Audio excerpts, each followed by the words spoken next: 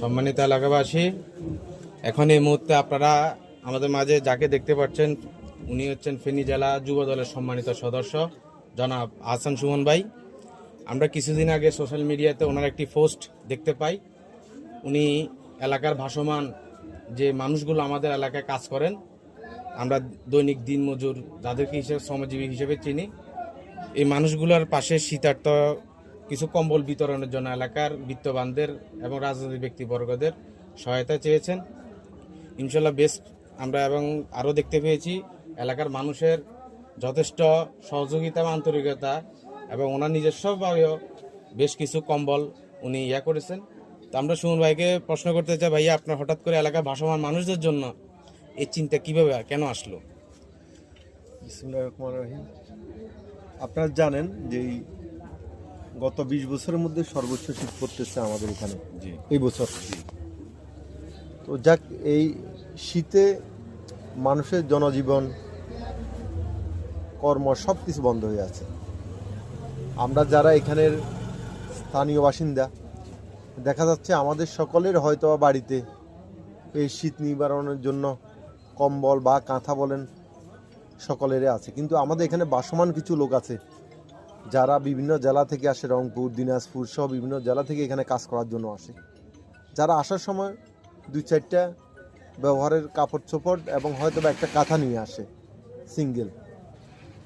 তো যেই শীতটা পড়তেছে এই শীতে আসলে এদের অবস্থা খুবই ভয়াবহ।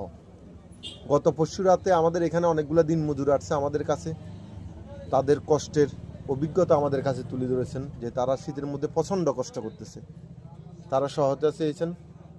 তাৎক্ষণিক আমরা সিদ্ধান্ত নিয়েছি আমাদের যুব দলের যারা ছিল এখানের যে এদের জন্য কিছু করা যায় কিনা।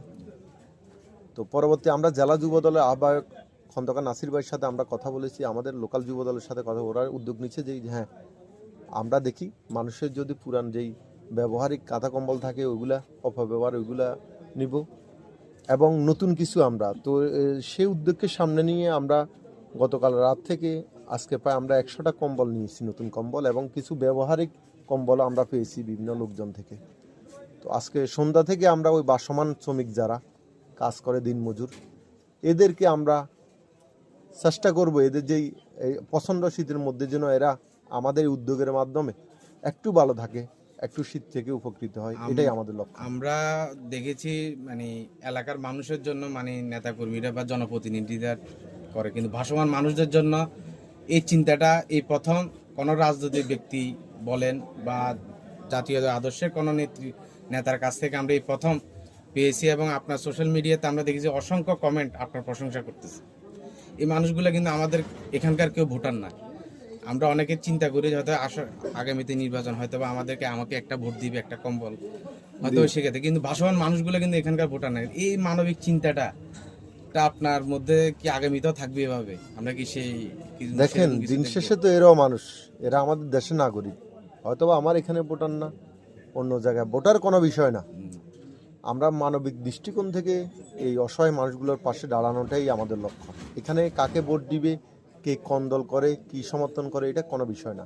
কারণ শহরে যে বাসমান লোকগুলো আছে এদেরকে অনেকেই দেখে, কিন্তু গ্রামে যে বাসমান লোকগুলো আছে, শ্রমিকগুলো আছে, এদেরকে আসলে কেউ দেখে না। এটা আমরা অতীতে কখনোই দেখিনি। তো আমরা চেষ্টা করি যে আমাদের দলের পক্ষ থেকে ইউনিক কিছু করা যায় কিনা, ব্যতিক্রম কিছু করা যায় কিনা, সেই দৃষ্টিকোণ থেকে আমরা এই বাসমান লোকগুলোর জন্য কিছু করার আমরা ইনশাল্লাহ আগামীতে অব্যাহত থাকবে। এবং আমরা আশা করব এলাকার গণ্ডি পেরিয়ে জিয়ার আদর্শ এবং যাতে সারা দেশে এভাবে যাতে ছড়িয়ে পড়ে সবার মাঝে, এবং কি এই লেগেসি শহীদ জিয়ার এই লেগেসিটা যাতে ইনশাল্লাহ আগামীতে অব্যাহত থাকে। ধন্যবাদ আপনাকে। ধন্যবাদ আপনাকে। ইনশাআল্লাহ।